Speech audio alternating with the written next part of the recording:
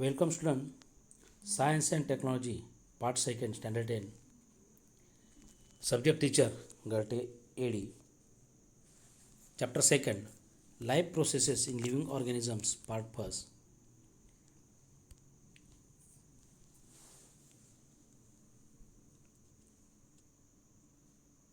Today, we learn anaerobic respiration and aerobic respiration. Then process of energy production through aerobic respiration of carbohydrates, proteins and fats, and anaerobic respiration in living organisms or cells.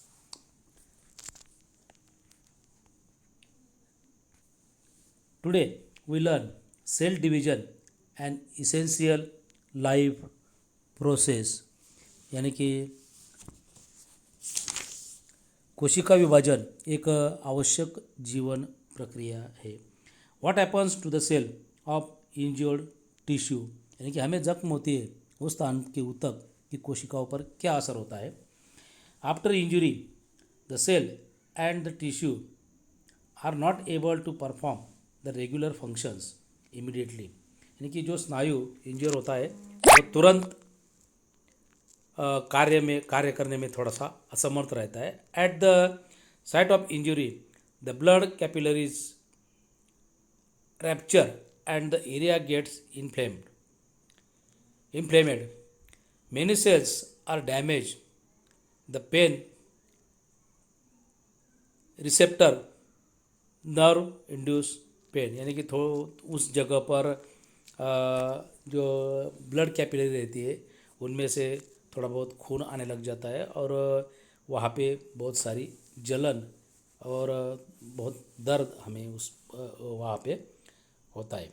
Second one, whether new cell are form during healing of wound यानी कि जख्म ठीक होते समय उस जगह पर क्या नई कोशिका का निर्माण होता है. As the wound heals, there is a scab develop. The cell surrounding the wound starts dividing rapidly and the cell lost in the injury are restored back. In this way, new cells are formed by cell division to heal the wound. और उस जगह पर नई कोशिका तैयार होने लग जाती है. Third one, do the plant get injured when do we pluck the flowers? How are those wounds healed? यानी कि क्या फूल तोड़ने से वनस्पति को जख्म होता है और वे जख्म कैसे भर जाते हैं. It was through the plants do not have nervous system so they do not have sensation. प्राणियों में चेतापेशी न होने के कारण उसमें कोई सेंसेशन यानी कि संवेदना नहीं रहती. But recent discoveries have proved that plants also have sensation. अभी इसमें कुछ संशोधन हुआ है और इससे प्लांट्स यानी कि वनस्पति को भी संवेदनाएं होती है. The tissue that are loss gets restored by cell division. और जो टिश्यू डैमेज हो जाते हैं वहाँ पे सेल डिवीजन से नई कोशिकाएं वहाँ पे आ जाती है. Cell division is one of the very important properties of cell and living organisms. Due to this property, only a new organism is formed. For existing one, a multicellular organism grows up and emaciated body can be restored. यानी कि कोशिका विभाजन यह कोशिका के और सजीवों के अनेक गुणधर्मों में से एक बहुत महत्वपूर्ण गुणधर्म है. इसी गुणधर्म के कारण एक सजीव से दूसरे नए सजीव का निर्माण हो सकता है. बहुकोशिकीय सजीवों के शरीर की वृद्धि हो सकती है. शरीर में होने वाली क्षति को पूरा किया जा सकता है. There are two types of cell division as mitosis and meiosis. Mitosis occurs in stomatic cell and stem cell of the body, whereas meiosis occurs in germ cells. Before study of cell division, we should know the structural organization of cell that we have studied earlier. Each cell has a nucleus. Besides, other cell organelles are also present. Let us study the cell division with the help of this information. कोशिका विभाजन के मुख्य रूप से दो प्रकार है. इसमें माइटोसिस यानी समसूत्री विभाजन और मेयोसिस यानी अर्धगुणसूत्री विभाजन. समसूत्री विभाजन शरीर की कायिक कोशिका और मूल कोशिकाएं करती है और अर्धगुणसूत्री यानी कि मेयोसिस विभाजन जनन कोशिकाओं द्वारा होता है. कोशिका विभाजन का अध्ययन करने से पूर्व हमें कोशिकाओं की रचना की जानकारी होने की आवश्यकता है. कोशिका की रचना का अध्ययन हम इसके पूर्व कर चुके हैं और प्रत्येक केंद्रक कोशिका में एक केंद्रक होता है. Before any type of cell division the cell doubles up its chromosome numbers present in its nucleus. That is, if chromosome number is 2n, it is double up to 4n. और किसी भी प्रकार की कोशिका विभाजन से पूर्व कोशिका उसके केंद्र में स्थित गुणसूत्रों की संख्या को दुगनी करता है. यदि गुणसूत्रों की संख्या 2n हो तो वो 4n उसमें की जाती है.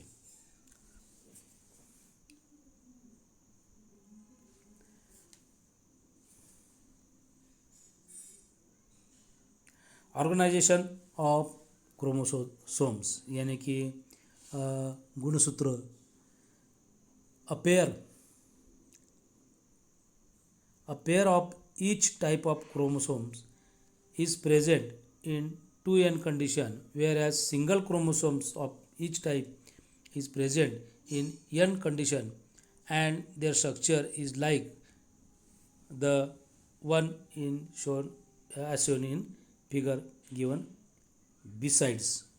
यानी कि 2n अवस्था में हर प्रकार के गुणसूत्रों की एक जोड़ी होती है, लेकिन n अवस्था में हर प्रकार का एक एक गुणसूत्र होता है और उसका आकार साथ में दी गई आकृति के अनुसार ही वो होता है. उसके बाद माइटोसिस यानी कि समसूत्री कोशिका विभाजन कहते हैं उसको. Somatic cell and stem cell divide by mitosis. Mitosis is completed through two main steps. Those two steps are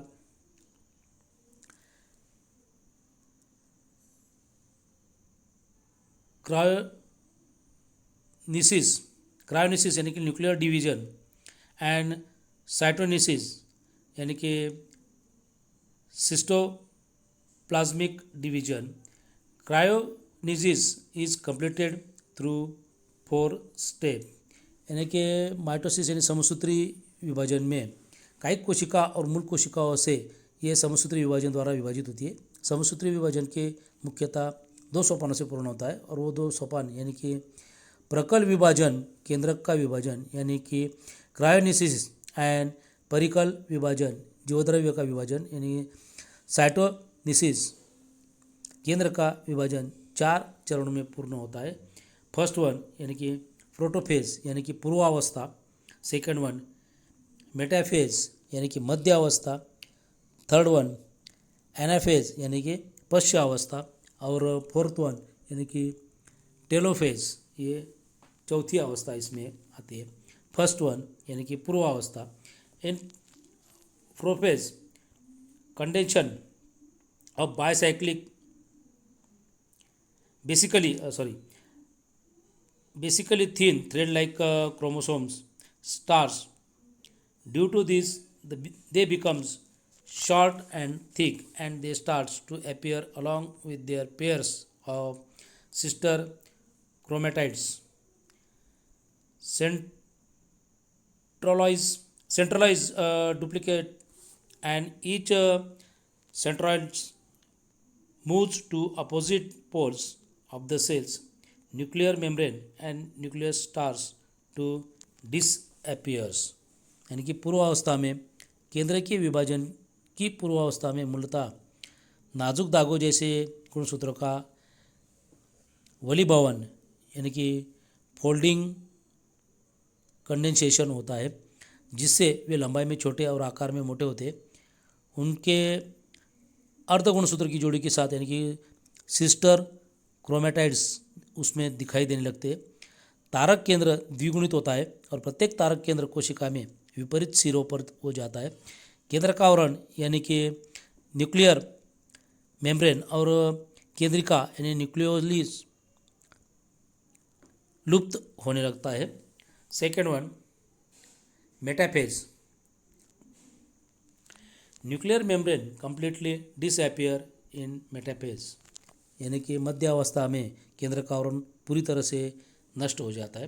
chromosomes complete their condensation and become clearly visible along with their sister chromatids, यानी कि सभी गुणसूत्रों का घनीकरण पूर्ण होकर प्रत्येक गुणसूत्र उसके अर्ध गुणसूत्र से की जोड़ी के साथ स्पष्ट रूप से हमें दिखाई देने लगता है। Special type of flexible proteins fibres यानी कि spindle fibres are form between centromeres of each chromosomes and both centrioles. सभी गुणसूत्र कोशिका के विषुववृत्तीय प्रतल के समांतर अवस्था में संचारित होते हैं और दोनों तारका केंद्र और प्रत्येक गुणसूत्र के गुणसूत्र बिंदु यानी सेंट्रोमियर्स के बीच विशेष प्रकार की लचीली प्रतियों के धागे यानी कि तुर्क तंतु यानी स्प्लिंडल फाइबर्स का उसमें निर्माण होता है। थर्ड वन यानी कि सी, एनाफेज यानी कि पश्चावस्था। In anaphase centromeres split and thereby sister chromatids of each chromosome separate and they are pulled appear in opposite direction with the help of spindle fibers. Separated sister chromatids are called as daughter chromosomes. Chromosomes being pulled appear like bunch of bananas. In this way, each set of chromosomes reach at two opposite poles of the cells, यानी कि anaphase यानी कि पश्चावस्था में उन दागों की सहायता से गुणसूत्र बिंदु का विभाजन होकर प्रत्येक गुणसूत्र की अर्ध गुणसूत्र जोड़ी अलग होकर विपरीत दिशा में खींची जाती है और अलग हुए अर्ध गुणसूत्रों की संतति गुणसूत्र उसको डॉटर क्रोमोसोम्स यानी कि संतति गुणसूत्र कहा जाता है। इस समय से खींचे जाने वाले गुणसूत्रों केले के घड़े जैसे हमें दिखाई देते हैं और इस प्रकार गुणसूत्रों के दो दो समूह कोशिका के दोनों सिरे पर पहुंच जाते हैं। और डी यानी कि fourth one, telophase. The chromosomes which have reached at opposite poles of the cells now starts to decondense, due to which they again become thread-like, thin and invisible. Nuclear membrane is formed around each set of chromosomes reached at poles. Thus, two daughter nuclei are formed in a cell. Nucleus also appears in each daughter nucleus. Spindle fiber completely disappear. यानी कि अंत्य अवस्था में कोशिका के दोनों सिरों तक पहुँचे हुए गुणसूत्र अब विसंधानित हो जाते हैं, जिससे वे फिर से नाजुक धागों जैसे पतले होकर लुप्त हो जाते हैं। दोनों सिरों तक पहुँचे गुणसूत्र के समूह के चारों ओर केंद्र का आवरण का निर्माण होता है। इस प्रकार अब एक कोशिका में दो संतति केंद्रक निर्मित होते हैं और संतति केंद्र में केंद्रकाएँ भी दिखाई देने लगती है और तुर्क तंतु पूर्ण रूप से नष्ट हो जाता है। In this way karyokinesis completes the cytokinesis begins, यानी कि इस प्रकार केंद्रक का विभाजन यानी कि क्रायोनिसिस पूर्ण हो जाता है और फिर जीवद्रव्य का विभाजन यानी कि साइटोनिसिस वो शुरू हो जाता है। The cytoplasm divides by cryonesis and two new cells are formed, which are called as daughter cell. In this process, a notch is formed at the equatorial plane of the cell, which deepens gradually, and thereby two new cells are formed. However, in case of plant cells, instead of the notch, a cell plant is formed exactly along midline of the cell and thus cytogenesis is completed. इसमें इस प्रकार केंद्रक का विभाजन पूर्ण हो जाता है और फिर जीवद्रव्य का विभाजन होना शुरू हो जाता है। जीवद्रव्य विभाजन में कोशिका द्रव्य का विभाजन होकर दो नई कोशिकाएं बनती है, जिन्हें संतति कोशिका यानी डॉटर सेल भी कहते हैं। इस प्रक्रिया में कोशिका के विषुववृत्तीय प्रतल के समांतर एक दरार का निर्माण होता है और धीरे धीरे वह नीचे धंसती जाती है और दो नई कोशिकाओं का निर्माण होता है। ये बाजू की आकृति में इस तरह से दरार होती है और दो नई कोशिकाएं उसमें तैयार होने लग जाती है।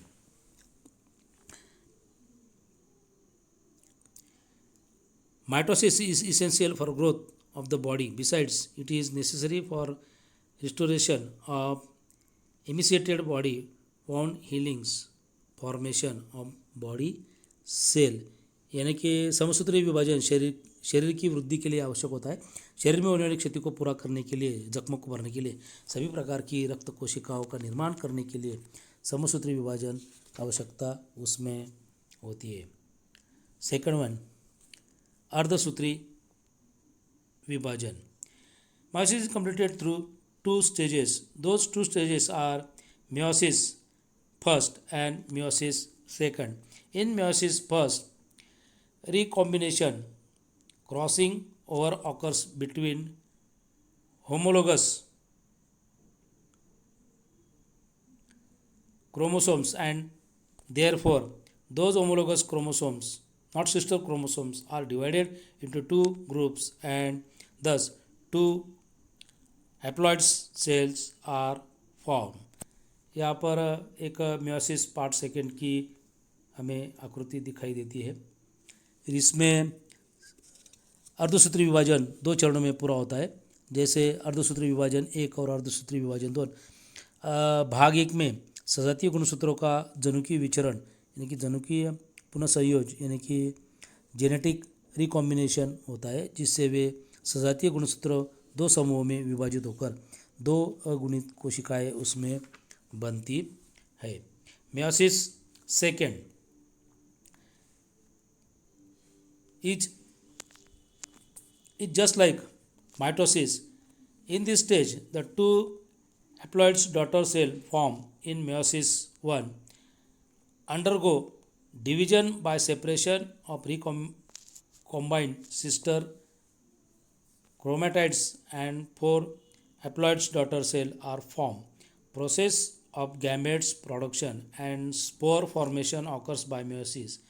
In this type of cell division, four haploids N daughter cells are formed from one diploid, two N cells. During this cells division, crossing or across between the homologous chromosomes and thereby genetic recombination occurs. Due to this, all the four daughter cells are genetically different from parent cells and from each other too. meiosis second meiosis second में अर्धसूत्री विभाजन का भाग दो यह समसूत्री विभाजन को की जैसे ही होता है। इसमें भाग एक में तैयार हुई दोनों अगुणित कोशिकाओं का विभाजन होकर उसमें चार अगुणित कोशिकाएं बनती है। युग्मक और बीजाणु का निर्माण होने वाली प्रक्रिया अर्धसूत्री विभाजन द्वारा होती है। इस कोशिका विभाजन की पद्धति में एक द्विगुणित यानी कि 2n यानी कि डिप्लॉयड कोशिका के चार अगुणित n हैप्लॉयड कोशिकाएं उसमें बनती है। इन कोशिकाओं का विभाजन के समय सजातीय यानी कि होमोलोगस गुणसूत्रों परागति यानी कि क्रॉस ओवर होकर जनुकों का पुनः संयोजन रिकॉम्बिनेशन उसमें होता है, जिससे बनने वाली चारों संतति कोशिकाएं नवजात कोशिकाएं यानी कि डॉटर सेल जो रहती है वो जनु की दृष्टि से जनक कोशिका यानी कि पेरेंट सेल और एक दूसरे से वो अलग अलग उसमें होती है। Thank you.